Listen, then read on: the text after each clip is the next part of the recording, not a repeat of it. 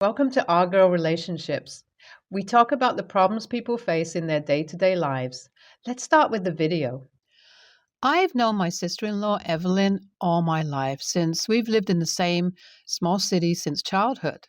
It wasn't even until the senior year of high school that I began dating her brother, my now husband, but still, living in the same small city, going to the same school, sharing some of the same clubs, I've known Evelyn and how she's been all my life. She's always been the carefree, loud, outgoing, extroverted, life of the party kind of girl. Ever since a young age, she ran away from commitments, responsibilities, stress, and burdens of life. This personality of hers was admirable to everyone until adulthood hit. Unfortunately, though, with the way how everywhere she went, everyone loved her for her attitude. The fact that my in-laws were rich, very rich, they spoiled her rotten and just generally all throughout her life. Everyone around her thought she was cool and fun. This made her the popular girl who could make people do things for her. This, in turn, made her unprepared and unaware of life in general. It was in college itself that the commitment-hating Evelyn fell in love and started dating her boyfriend, now husband, Garrett, who was sort of the worst version of her. You can only imagine where this led them. They started living the life of the party, completely abandoned their education, and became the kids who made being popular, drinking, and partying their entire personality. We all sort of know how things go for kids like them. Well, at least I was able to predict it, but man, I didn't know things would turn out worse than the worst case scenario I had imagined in my head. It all immediately came crashing down as Garrett and Evelyn graduated with grades and skills as terrible as they were. Their resumes weren't accepted anywhere. It was my in-laws and Garrett's parents who ended up buying them a house. Evelyn then got pregnant and gave birth to a set of twins. Garrett and her got married next because that was the best thing to do. All these changes forced both of them to get minimum wage jobs.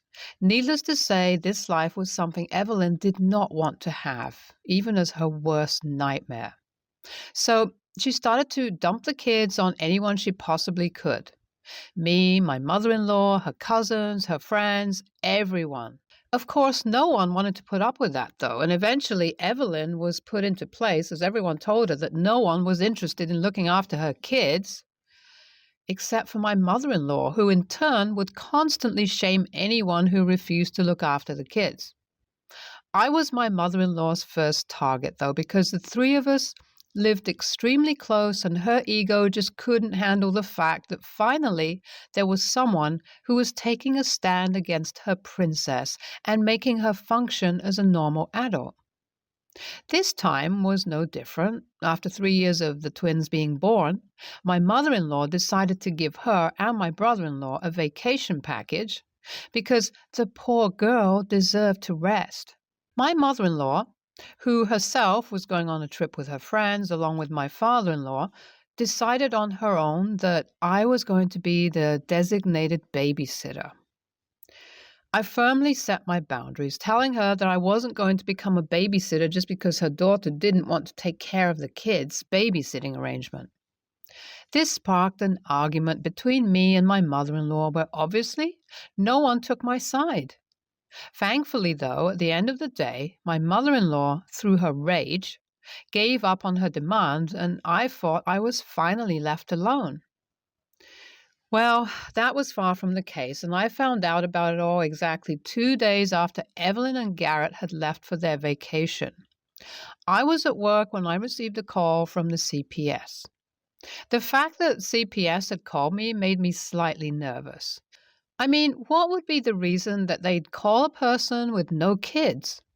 I answered the call with a million thoughts in my mind and with nervousness creeping up on me, but I didn't know that it was what they were going to tell me that would have me sweating even more in anxiety. The moment I received the call, they asked me my name. The moment I confirmed that I was the person they were looking for, They told me that I had to drive over because apparently Evelyn's kids were in great danger and she wasn't answering anyone's calls. I was shocked. I immediately began questioning them, but they didn't answer me and just asked me to drive over to her place. Something about that just made me more anxious. I knew I had no option though, so I just drove over to Evelyn's place and was horrified to discover that the kids were left in the house with absolutely no adult supervision on them. The CPS officer informed me that it was the neighbor, my friend from high school, who had given them my number after Evelyn, Garrett, and my in laws refused to answer the calls. I was dumbfounded as the officer went on to reveal that the kids were not only left behind, but with absolutely no food and water to take care of themselves. It took the neighbors 2 days to realize that the kids were left behind as they had started crying a lot. My heart broke for them. The CPS asked me if I'd be interested to take in the kids. I immediately knew I wanted to, but also knew if I took them in, it would just be a sign for Evelyn, my in-laws, and everyone else that I'm some sort of doormat that they can just walk all over. So I told them no and directed them towards a couple of Evelyn's cousins who would take her in. Thankfully, one of them has, and I've sent them over some money so that they can keep the kids well dressed and fed. I guess that's not enough for Evelyn and everyone else, though, because ever since Evelyn, Garrett, and my in laws finally decided to open their eyes and check out their phones, they haven't stopped giving me shit for not checking up on the twins earlier and for letting the CPS know what was happening. Even my husband, who is usually neutral, has openly expressed his disappointment in me, and now I just don't know what to do. Was I the a-hole? I've moved out of the house because I was truly astounded at how much entitlement people in this household have in them. My husband and I got into this huge argument as Evelyn barraged into my house the day she returned home from her trip, screaming at me for taking her kids away from her. She started weeping her crocodile tears and was enough to melt away my husband, Peter, who then jumped on me and berated me some more, telling me that apparently it's me who should have taken the blame and told the CPS officer that the kids were left behind by me because I was trying to run some errands. Arguing with my husband that day felt like I was arguing with some version of my mother-in-law. It was then I knew I didn't want to live a life that revolved around Evelyn and her inability to grow up, and I told that to Peter, who got even angrier because apparently his princess of a sister doesn't deserve to be around people like me. That was the point that I realized truly how delusional this man and his entire family was. I didn't utter a word after that, simply just packed my bags and drove myself to my parents' place where I'm living right now. My parents are completely on my side and are as shocked and disgusted at Peter's behavior as everyone else is. They believe he's just as childish as my in-laws, and honestly, although I'm late to the party, I think my eyes have slowly started opening to that as well. I guess Peter realized how I wasn't playing when I said that I was done with him and his family because he's now started to blow up my phone with apologies. My mother-in-law and Evelyn have sent me the fakest of apologies too, with Garrett and his texting abilities of a college student sending me something along the effect of, "Chill out." I don't want to chill out, though. I feel like I've waited all my life for Peter to take my side against his family for once, and the fact that he isn't, especially in a situation as serious as this one, was just heartbreaking to me and killed all the love and willpower I had in me to save our marriage. I've decided that I've had enough. I'm no longer going to waste my time and try to fix the unfixable. So I went to the lawyers today and have asked them to draw out the divorce papers ASAP so that it doesn't waste any of my or Peter's time because, of course, the earlier I'm out of this situation, the earlier he'll be able to go back to taking care of his princess of a sister. There was also an update from the CPS, although they had just called me to inquire about Peter's family. They ended up informing me that they've looked deeply into Evelyn's case and apparently she's at a very high risk of losing custody of her kids. Honestly, I'm not surprised, even an inch, because with the way she behaves, it's probably likely that she has multiple reports against her. I just hope that whatever happens to the kids, it'll be for the best. I wasn't planning to update this post anymore, but thought I should do it anyway. Peter broke down as he was served the divorce papers, as if this was something completely unexpected for him. I just couldn't feel any empathy for him, though. I just immediately began moving my things out of the house because I had absolutely no interest in living there or getting the house to myself. The deed was under both our names, so we were able to split and get an equal share. I've moved to the other side of the city and haven't really gotten the time for myself as I've been so busy with shifting. Thankfully, though, I've had nothing but amazing support from my side of the family, some of Peter's side, and also my friends. As for Evelyn, things haven't been too good for her, with so many reports from the CPS. And the poor condition of her house, the kids were unfortunately taken away from her. Although it always feels sad to see when a child is taken away from their mother, I realize that if the mother is like Evelyn, it's truly for the best. Apparently, someone from Garrett's side of the family is looking into taking their custody. This revelation is not that surprising to me. What is surprising is the fact that Evelyn has absolutely no empathy about this situation, and her Facebook wall says it all through her constantly fluctuating posts of either partying, vacationing, or mourning about the loss of her children. It just goes on to say how vile of a person she is and how proud I feel of myself for taking a stand against her. Currently, the fact that I saved the lives of those innocent kids and also gotten myself out of a situation which was mentally draining is all that has been keeping me going lately. Thank you all so much for being on this journey with me. NTA, your in-laws and husband are a bunch of lunatics. Glad you got out of that situation before they turn you into one as well. NTA, WTF is wrong with Evelyn and Garrett. They truly deserve to have their kids taken away because they seem to be in no shape mentally to take care of them. I, 26 female, posted a scathing Facebook status after I went to an extremely expensive event on Friday and had a terrible experience. Over 5 hours in line. And then got temporarily banned from the Facebook group of the community the event was for because I vented my frustrations at the poor organization of the event and overall awful time attendees had. I'll admit it wasn't my finest moment, and when I say the status was scathing, I mean scathing. But at the same time, I waited in line for 5 hours for a terrible event that cost me $140 entry between myself and my partner. And they didn't even have my partner's shirt size after all that.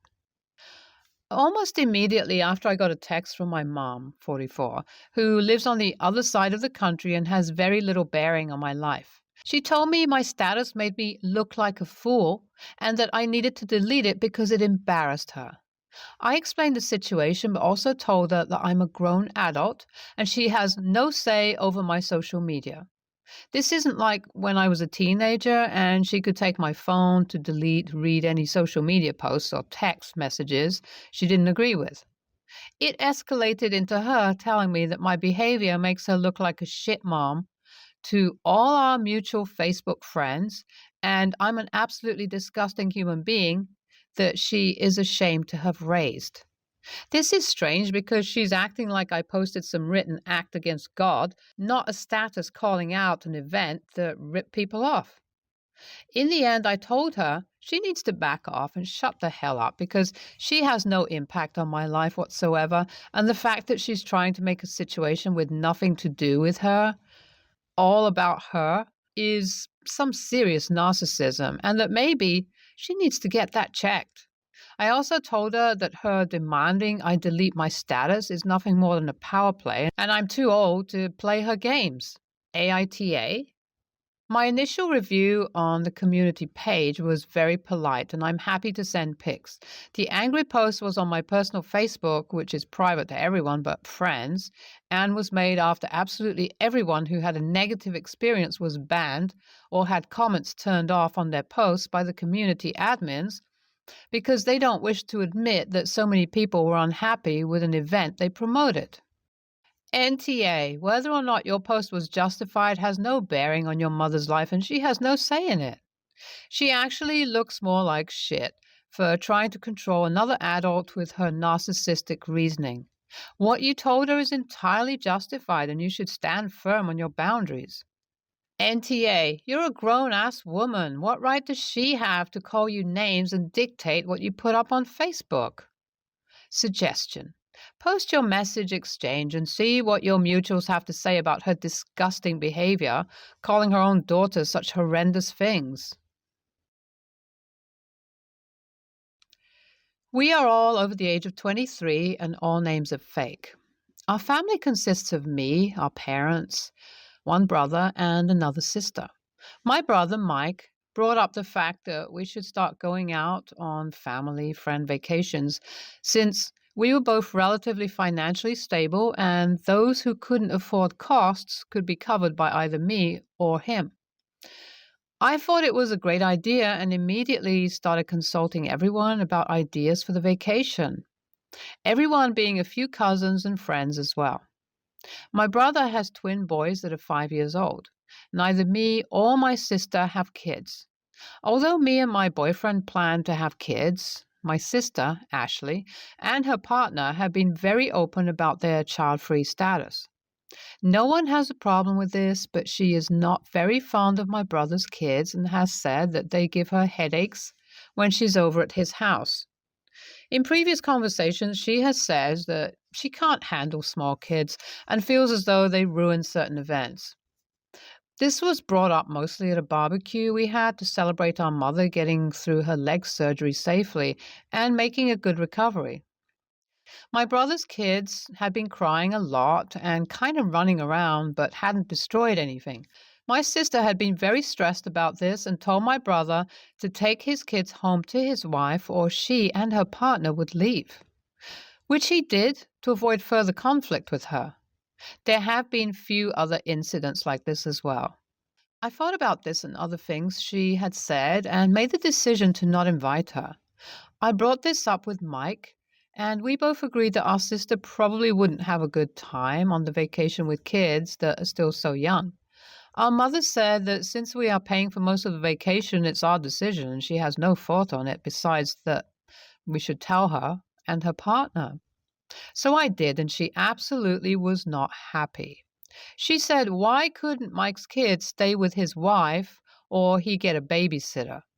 I said that his wife really wants to go and get the kids out of the house. She responded by saying that she is our sister and those kids were way too young to travel anyways. I said she doesn't even like kids, so the vacation wouldn't be enjoyable for her. And that was the reasoning. Her response was that although that was true, we should have invited her first anyways before making the decision. I asked her why we would invite her just for her to turn down the invite. I also pointed out that Mike has removed his kids for her many other times, so I think this would only be fair. She hung up and later sent texts saying I was being unreasonable and she didn't want to go on the shitty vacation anyways. AITA? NTA, your sister is out of control. You were completely correct in not inviting her because she would make everyone miserable with her ridiculous demands. Telling your brother to take his kids and leave a family event is outrageous. Demanding that he leave his wife and kids so she and her partner can go on a free vacation is outrageously ridiculous. You and your brother have indulged her for too long. Enjoy your vacation. Never invite her. Tell brother to stop leaving family events to accommodate her. Let her leave or deal with it. NTA, your sister wants to exclude your brother's wife along with the kids from anything where she's at.